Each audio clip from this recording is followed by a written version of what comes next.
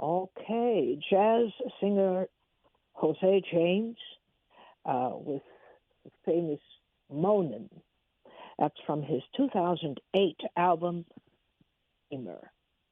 It's a classic tune, and you ought to have it in your music library, no matter who it's by, whether it's by musicians or by, in this case, singers, vocalists.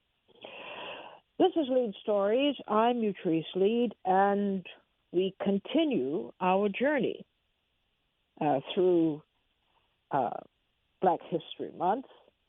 And I wanted to pose a question to you today. I like posing questions because I get answers I don't expect. And they're very, very insightful, intuitive, and very much worth listening to. So are you ready for today's question? But before I get to that, let me just remind you that on Monday, this coming Monday, we have a very special presentation for you. And it is about Hubert Henry Harrison, who is called the father of Harlem radicalism. If you have never heard of Hubert Harrison, we know why. He was intellectually an intimidating force because he devoted his life to research and to writing. We have with us a wonderful, on Monday, we'll have with us the author of a book. It's more than 1,000 pages, and his name is Jeffrey Perry, and he will be our guide through understanding the father of Harlem radicalism, Hubert Harrison.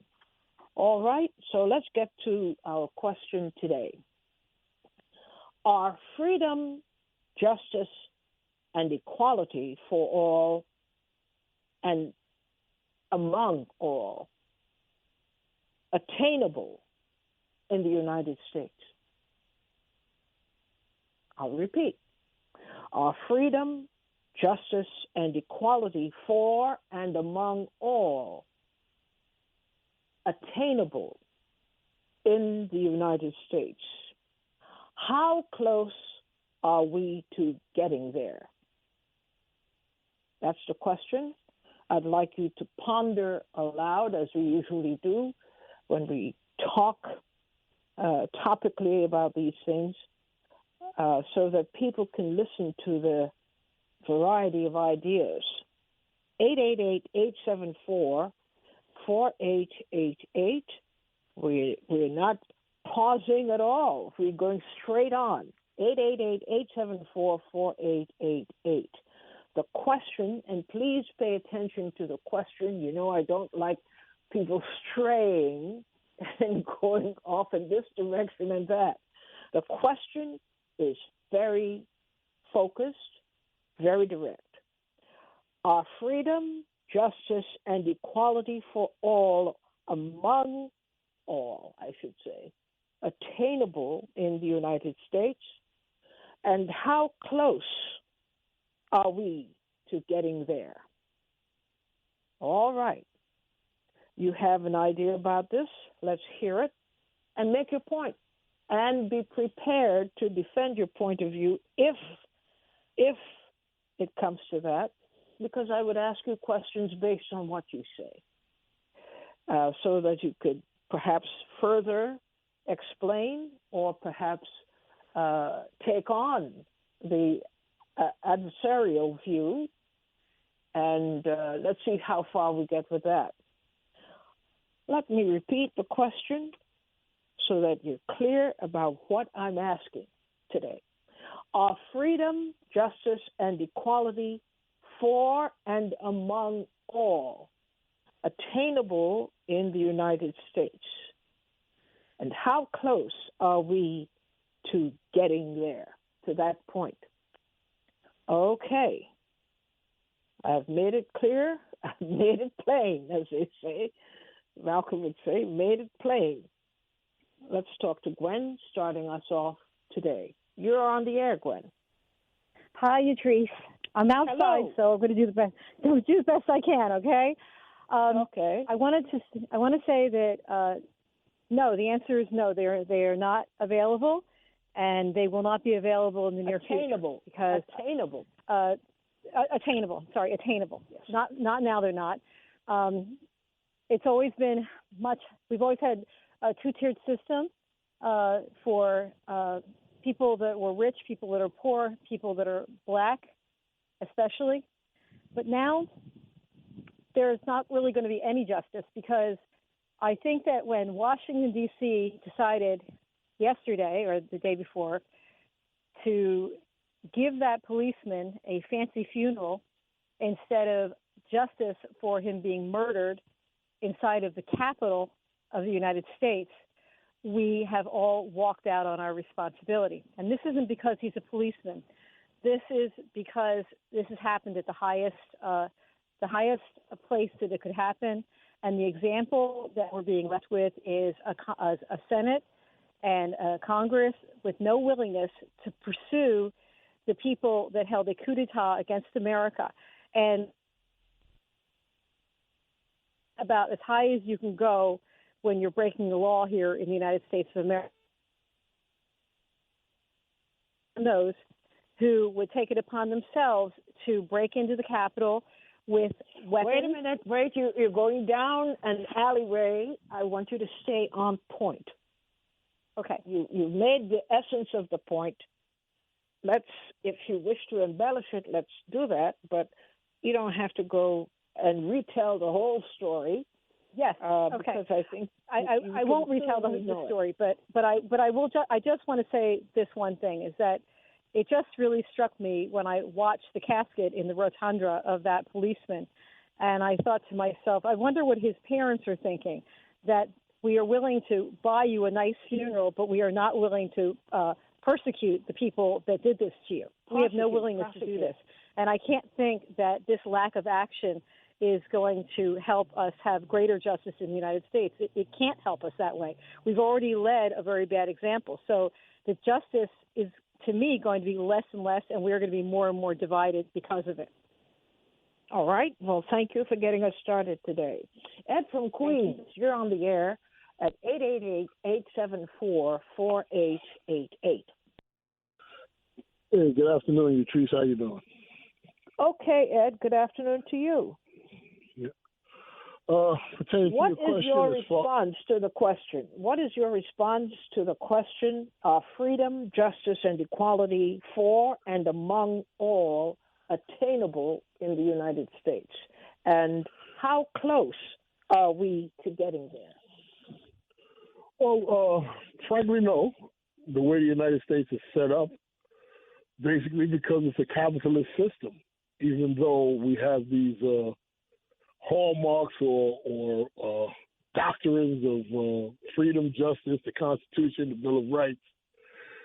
Those were instituted for basically the elite of the society, and in a capitalist system, there's somebody's got to be on top, somebody's got to be on the bottom. So as long as we pursue an economic,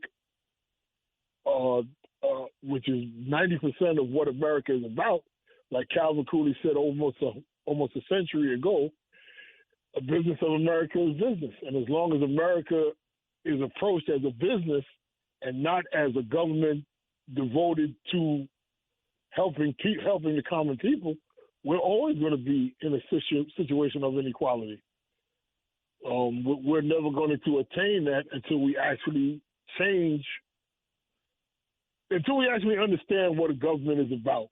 What a government is basically the allocation of the funds of a country and how to best service those members of the country, because the country is not just land, it's the people in the country that make up the country. And until we orientate our government to servicing people as opposed to servicing capitalism, as opposed to making a profit, to being a dominant force in the world, we're always going to have inequality because that's the nature of capitalism. How close are we to getting to the point of experiencing true freedom, justice, and equality for and among all people? On a scale of 1 to 10, I'd say about a 1.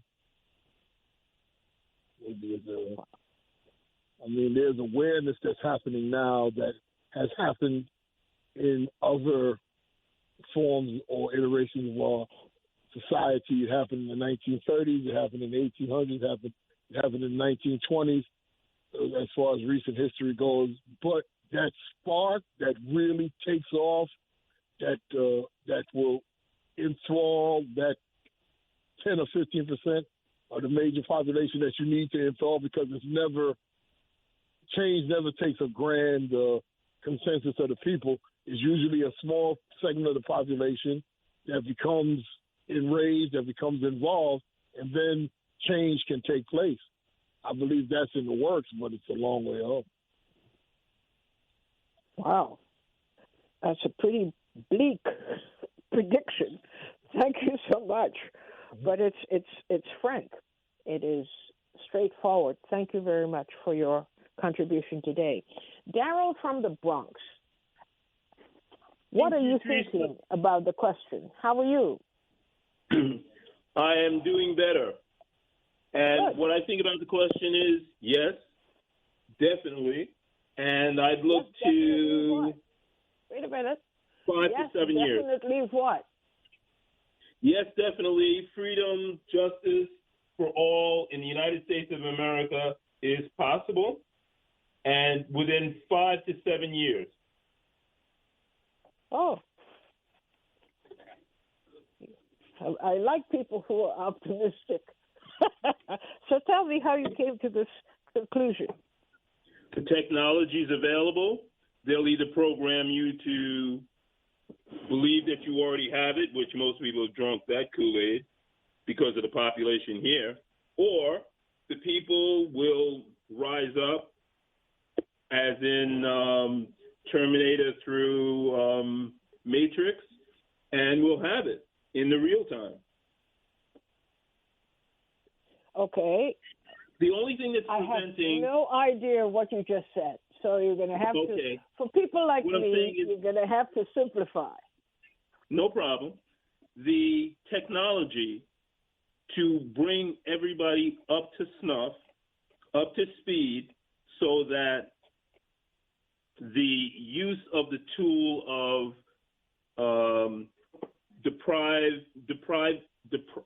I'm looking for deprivation.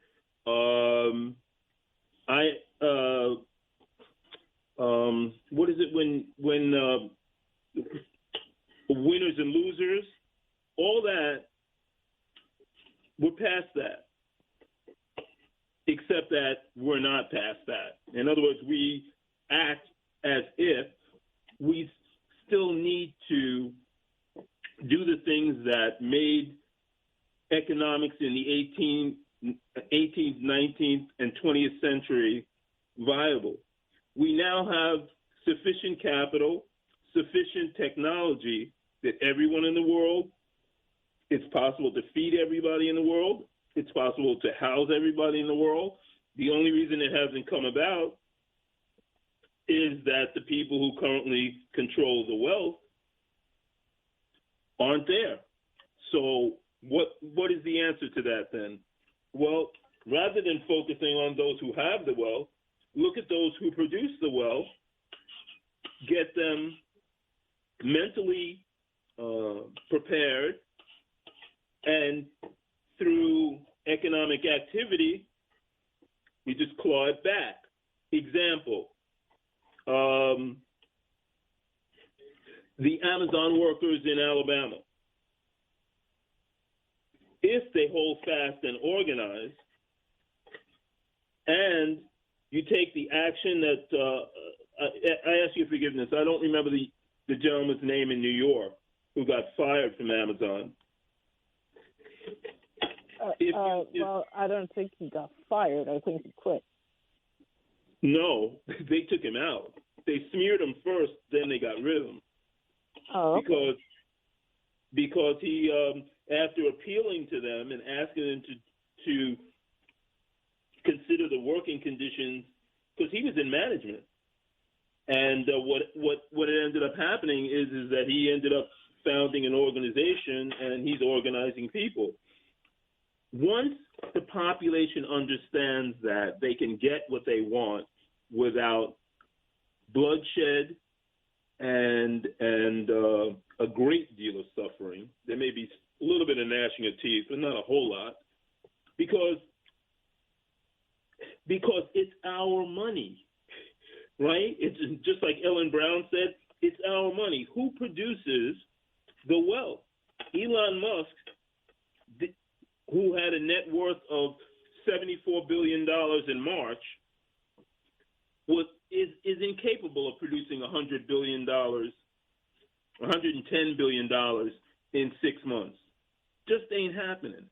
However, he has corporations, and he has investors, and he has people who, the way the system is currently constructed, enables him to get that money. Now, what if he was conscious?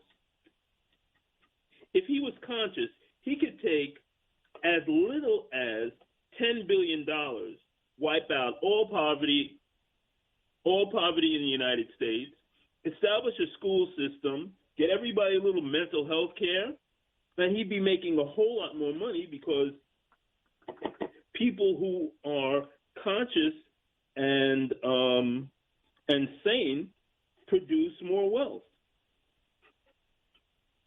Well, it's an interesting theory. How far are we away from the actuality that freedom, justice, and equality for all are attainable in the United States?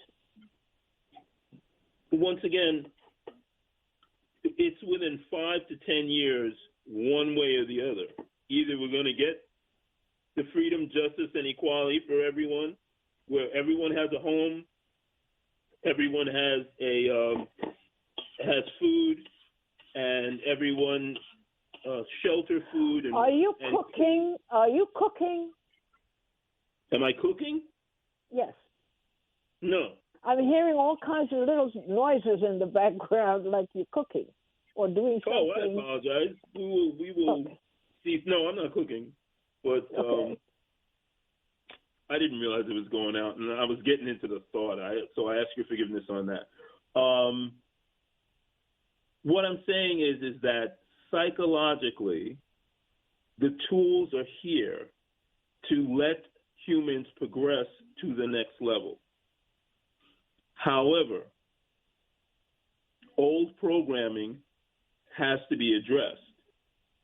And in that context, the best way I can see to address it, rather than the punishment method, which is how we were taught in the European system, a reward method would be much easier and much faster. Why were those people attacking the Capitol on June 6th? Someone took their country away. Now, I'm an African American. I ain't got it. So I don't know who you're talking about. However, I do know how you treat people. And the reason you do that is because you're damaged. So how do I help you with your damage? Right? I give you a lot of space, for one, and then I address your needs. And as I address your needs, I show you that there are other ways other than guns and fists and bats, and it ain't happening. Totally primitive, and that's even insulting the primitives who use that to get food. We have the technology right now. Now, you can do it the humane way, or you can do it other ways. And then there are people who are using the technology totally perverted. But one way or the other, you either are going to get your act together so that you act sane, or you're going to act crazy, because that's the times that we're in. And we've been here before. All right. Well, thank you very much. And in the future, when we are on air, you concentrate just on that. Don't do anything else.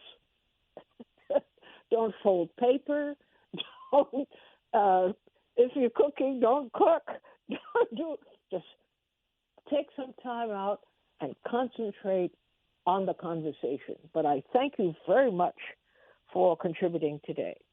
David from Brooklyn, you're on the air at 888-874-4888. Good afternoon, you Therese. Good afternoon. For me, that's a very easy question. And the answer to this is it is impossible for that to happen here. Freedom, liberty, equality, and justice is not something that those who created this country had in mind when they did that, and they are still that way today. This is not about freedom, liberty, equality, and justice for the people. This is a place that is run by the elite, the corporate people at the top, that small fraction of 1%, and they are not going to give up anything unless it is absolute necessity or a tactical move such as Roosevelt did during the Great Depression. So, as I see it, it's very simple. You're not going to get those things that would benefit the masses of people unless there was a revolution here, you see. So we've got to keep that in mind, that they're not going to be nice. Occasionally they will throw out what I say, bones to quiet people down, but the goal is not for those things that you mentioned in the question. And don't expect those who rule, those who run the country, those who run the American empire to all of a sudden decide they're down for freedom, liberty, and justice and equality for all people. So to me, a very simple question, and the idea that you're going to, by technology or something, change that around, that is not their goal. No matter how much wealth they have, how, many billions of dollars, or it might go up to trillions of dollars at one time, they don't care about the masses of people. They care about themselves. And from the beginning, that was the goal. And no matter how much propaganda people have about so-called democracy that we do not have, many of us walk around in a daze thinking we have something that we don't have. And the ruling class is getting richer by the day, and that's the way they set it up. So it's an illusion to think that peacefully they're going to just change that around to freedom, liberty, and justice and equality for everyone. So anyone who just thinks that has no nature of the system they are living in and who controls this system. I take it then, based on your answer, that your answer also applies to the other question: how close are we to getting there, to this position of freedom, justice, and equality for all? Well, we are not very close because the ruling class at less than 1% is so skillful in the basic techniques of maintaining their power and control. And the basic technique is, of course, divide and conquer. So that's why they're very successful in keeping control of the country because they are good. They are the best in the world in being able to divide people. And that's the big thing that we have to get over if we wanted to change anything. We have to get people together, but it's very difficult, not impossible, but when the ruling class, that less than that 1%, control all the information that people get, I'm not going to say 100%, but maybe in the 90s, in the areas that you need information, the schooling, the media, the radio, television, print media, and so forth, and people are completely confused about the nature of the system they live in this country, and they don't understand there is no reason for half the population being poor.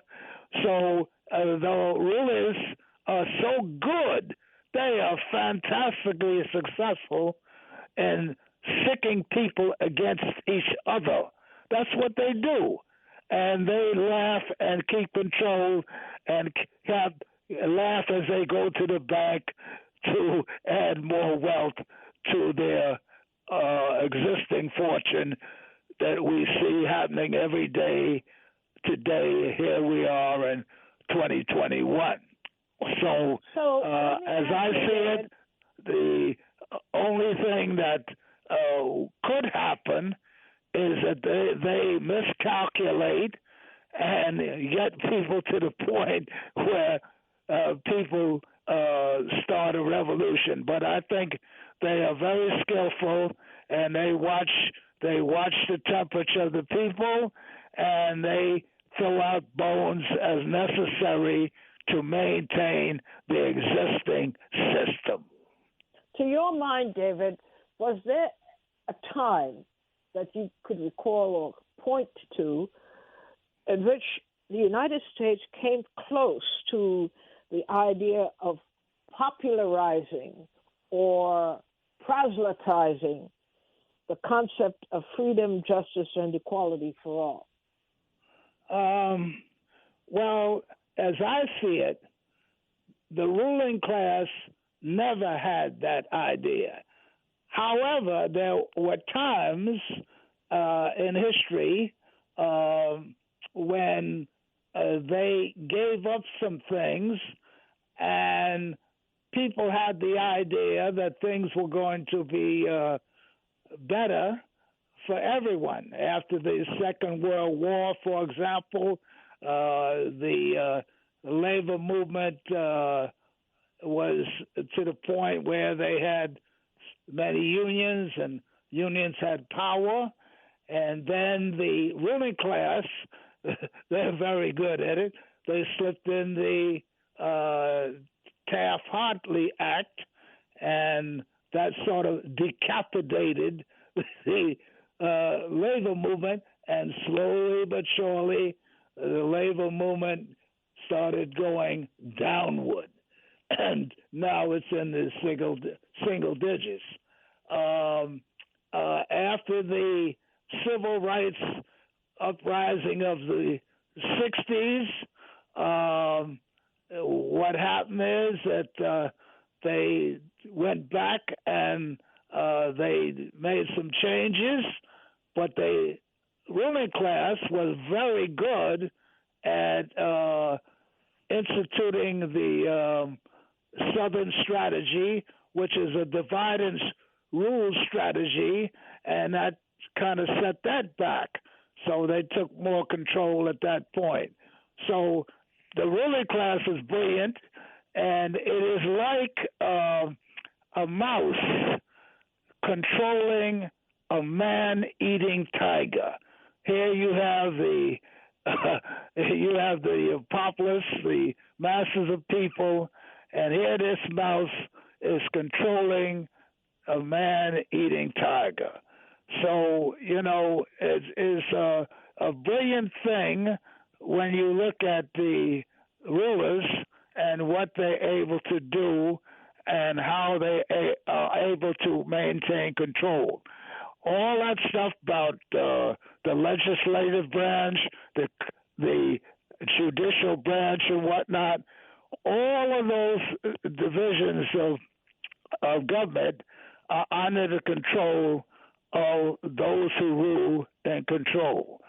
So, people who think about their congressperson and whatnot ought to think twice again because, that's not your congressperson.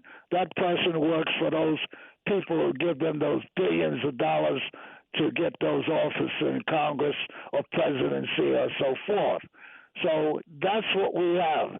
We have a brilliant, absolutely brilliant ruling class that controls a huge number of people for its own benefit, for its own enrichment, for its own continuation of the lack of the justice, freedom that we would like to have, and the best interests of the people who live here.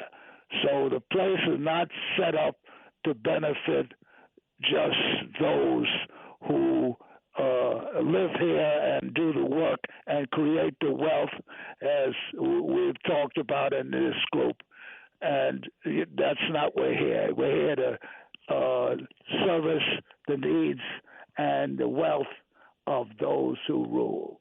And it's not the same kind of capitalism as you have in Northern Europe. They have a different system that they use over there, and that's why the people are in much better shape. Thank you very much for your contribution. As usual, lots of points to ponder that you offer us today. Thank you very much. Howie from Queens, you're on the air. How are you, Utree? Okay, Howie. Hope everything's well with you. Listen, I'm calling in my capacity as an historian. I want to compliment the man who was on just before me. He's definitely on the right track. There was a man by the name, I think his name was Frank Williams. He's the second leading researcher in the biography of Abraham Lincoln. And a number of years ago, he said that once the Americans allowed Africans to come into the United States was doomed. I agree with that. And I'm a person who went through anti-Semitism for many years, so I know what bigotry can do. Now, in 1865, Abraham Lincoln made a speech warning about the growing power of corporations. That was on November 21st, 1864. He made that speech. And less than 5 months later, you know what happened. He was assassinated. Okay. If you look at American presidents from that point on to now, with the exception of 3 or 4 presidents, they all were corporatists. The only exceptions were Teddy Roosevelt, FDR, and for most of JFK's time. Now, we were on the right track until they killed the 3 Ks, Jack Kennedy, Robert Kennedy, and Dr. King. And I think ever since then, the country has gone steadily down. And I want to point out a book written by F.H. Buckley. It's called American Secession, The Looming Threat of a National Breakup. And we're talking about the soul of America, because I have a book called The War Before the War. Hold on for a second. I want us to stick to the subject. I'm pretty much rigid about that.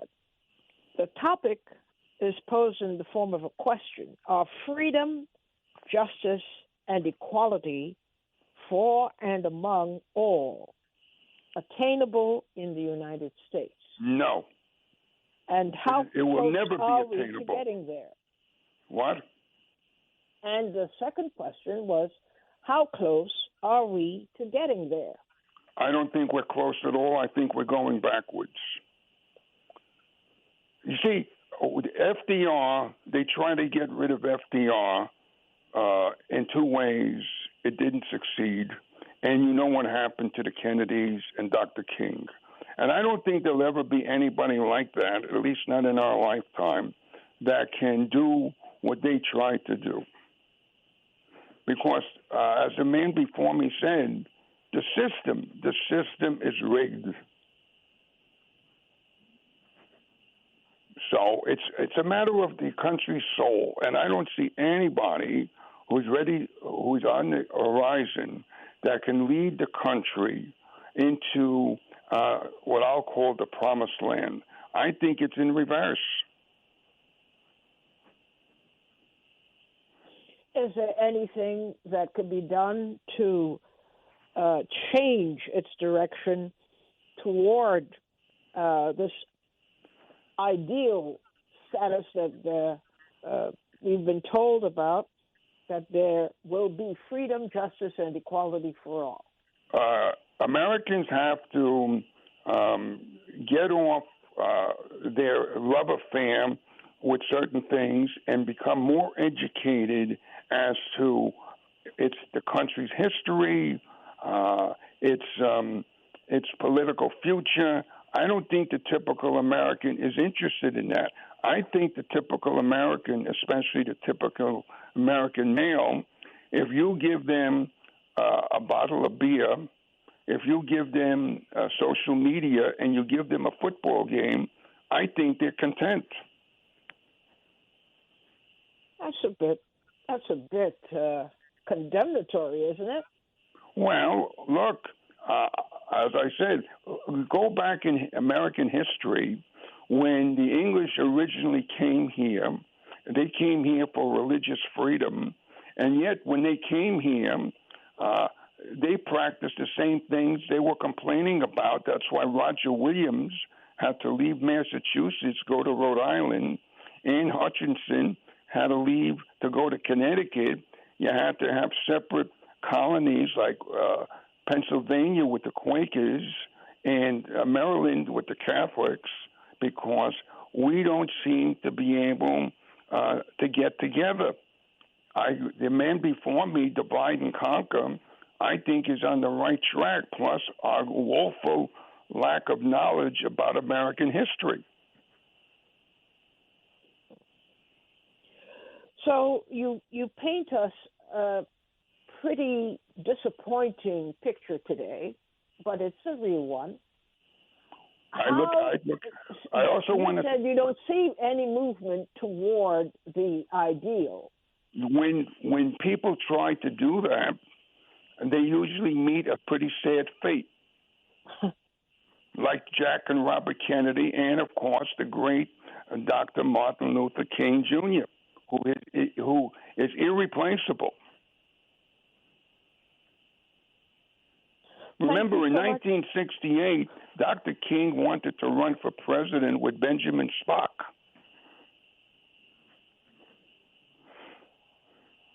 Well, that was a threat much, to the Howie. system. Thank you so much for contributing today. I really appreciate it. Mohammed from New York, you're on the air. We're a very New York-centered show today. How come? Okay. Good afternoon. Good afternoon. Good afternoon. I sincerely hope that your health continues to improve. Now, thank you. Going back to... So let's hear your version of the answer to this question of freedom, justice, and equality for all, among all, I should say, attainable in the United States, and how close are we to getting there? I'll be perfectly honest with you. I don't know how close, but this system that we are living under, this is going to have to be deconstructed and taken apart. And freedom, justice, and equality are the first three principles in the 12 jewels of life. And that was taught in Islam. When you went into a mosque in the 60s and the 70s, you saw the flag. It looked like the Turkish flag, but it was in reverse. And you saw freedom, justice, and equality. This system has to be deconstructed. This is one is based and built on deceit. I'll give you an example. You got a group of people walking around, and just show you how vulnerable people are. You have a group of people walking around. They're pink in color. They tell you that they're white, and everyone call them white. You have people of many different colors, all from the darkest to the lightest, and they tell them they're black, and they say, I'm black. See, so what I'm saying is freedom, justice, and equality is the first three principles or system in the 12 jewels of life. The next three are food, clothing, shelter, wisdom, knowledge, and understanding, peace, love, and happiness. This is going to come about. You in the last stages of the last empire. We said this a little early. 15, the Portuguese. They somewhat ran the Western world. 16, we had the Spanish. 17, the Dutch. 18, the French. 19, the British. Now the United States. They're last. They said, we're going to run things, but it'll always be one of us. And they overthrow each other. We are just about at the end. I don't know the day and the time, but this system will be deconstructed. And I'm going to say it under the present people who are controlling things right now, it won't come about for them. But after they're removed and, we take this apart, then the original people, if they want to stay here, they can take the land back and they can live like that among themselves with freedom, justice, and equality. And it is going to happen. This system we're under now, this has been around a couple of 100 years, and it's going back. The new world is coming in, and it's going to be based on freedom, justice, and equality, food, clothing, and shelter, peace, love, and happiness, wisdom, knowledge, and understanding. You treat someone say this. Where did you get the indication that this is pretty much set and it will happen? Where do you get that information or indication? Well, I'll be perfectly honest with you. Nation of Islam under Elijah Muhammad. He taught us our history going back not just thousands of years, but millions of years. But is it factual? Is it factual to give you the license, if you will, to be so confident in your forecasting? I'm going to say this, Utrice. This is why I give so much credibility to the Nation of Islam. Prior to me coming to the Nation of Islam, right now I'm a psychotherapist, right?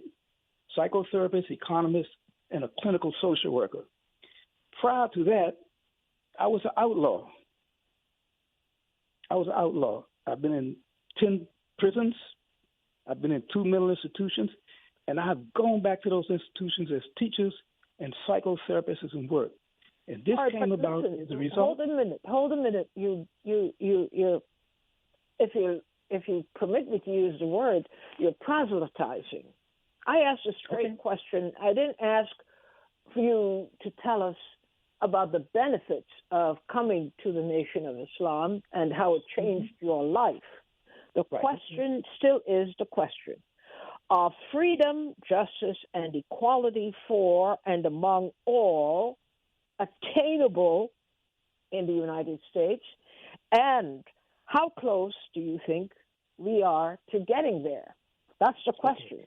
So address yourself to the specific question. Okay.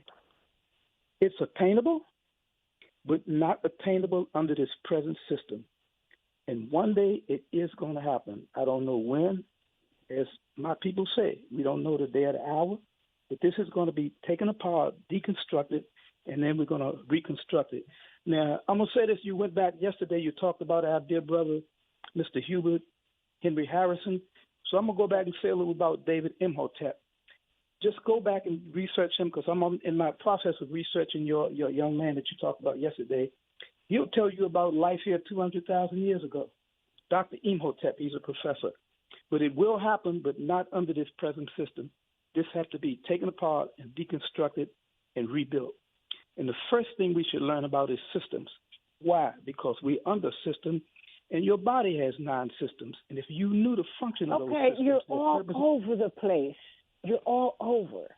I asked a specific question, and you've taken us on a scenic tour, not at all having to do with the question. So yes, it's going to be a are you going to get to the question? And Yes. or is this a bad time? No, it's not a bad time. Yes, it's going to be obtained here, but not under this present system, and I don't know when. I'll be perfectly honest with you. But this system will be taken apart, and it's going to be remade, and we're going to have freedom, justice, and equality here. That's just the first three principles in the 12 rules of life. I hope I've answered the question. And excuse me No, for you going off. haven't. You haven't. You may have wanted to, but you didn't get to the question. Okay, When I please asked answer one more time. Okay. When I ask whether these precepts or concepts, freedom, justice, and equality for all, whether they are attainable in the United States, I'm asking for essentially clinical references here, historical references. Why do you think it's attainable or not attainable? You need some facts, not theory. You need some hard facts to back up your position, whatever your position is. Okay, yes, it will be obtained here. When, I don't know, but as I said earlier, this present system will have to be deconstructed and taken apart. And then once we rebuild, and I don't know if I'll be around when it happens, freedom, justice, and equality will be obtained right here in this land. When, I don't know. Okay. So I guess that takes care of the second question. How close are we to getting there? I think we're getting close. I can kind of feel it. But when, I don't know. How do you feel it? Where do you see it getting close? Well, I look at the situation in the world today, and I notice, those who really sort of rule and control things, they're going a little too far, and it's not going to work. Just like I listened to Gary Null today about the reset. That's not going to be put into full practice. It just showed me how close we are becoming to the end. And I'm going to go off just a little bit real quick, and I'm going to come right back. Our people wrote about No, this don't go off ago. a little bit. Just stay on track. Stay on track. Okay. I want you to Okay. get into the discipline of staying with the issue and seeing it through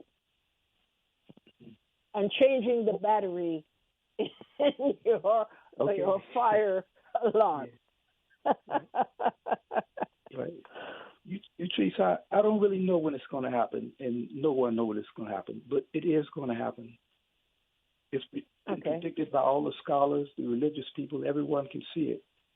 And, we get our premonitions in life when certain things are about to happen, and not too far away, but I don't know when, to be perfectly honest with you. And thank you for your patience with me. I really appreciate that. You remind me of the professor in the class. I thank you for being patient with, by poking you here and poking you there. But that's okay. We seeing progress. I am delighted.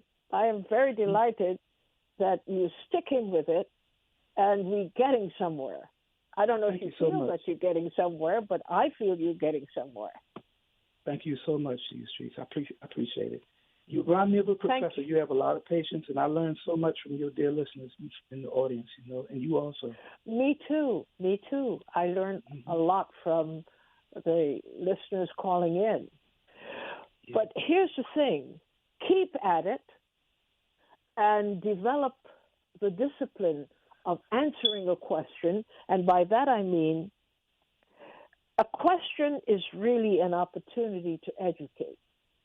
Right, exactly. Mm-hmm. And if you handle it right, you don't have to be perfect, but there are steps that you take in answering a question. You acknowledge the question, and you bring to those listening to you, some reinforcement for your position. People don't have to agree, but we will be appreciating the fact that you poured some extra work into shoring up your position. And that is the whole point. How do you shore up your position, whatever your position is? And stick with the narrow focus of the question, and you'll be fine. You'll be excellent. I do group therapy, and I prepare my little lesson. When I go there, I have my concepts, and I tell you, when I throw the concepts out and I do my research at night before I come in, those, I guess you could call them clients, they come up with better answers than I do. So that just shows me the value of listening and exploring, right? You learn so much from them. Yes. Yes. Yes, you do. And I'm learning so much from your dear listeners also. Yes, I do. Me too. Yeah. Me too.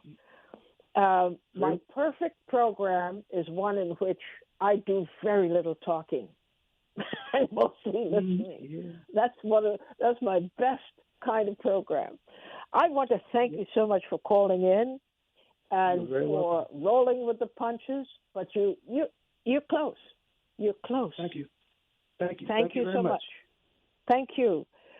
Well, I think we don't have time, but G was on the line, and we don't have time to really entertain your comprehensive answer to the question today.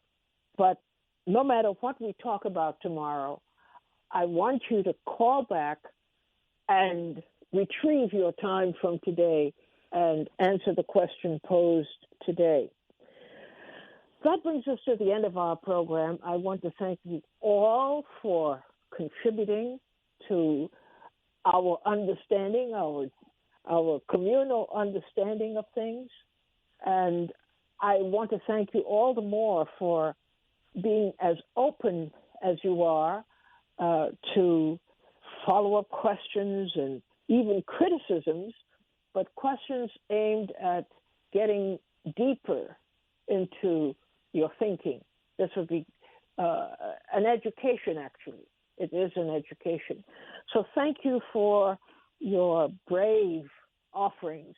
And we'll see each other tomorrow, which is Free Your Mind Friday.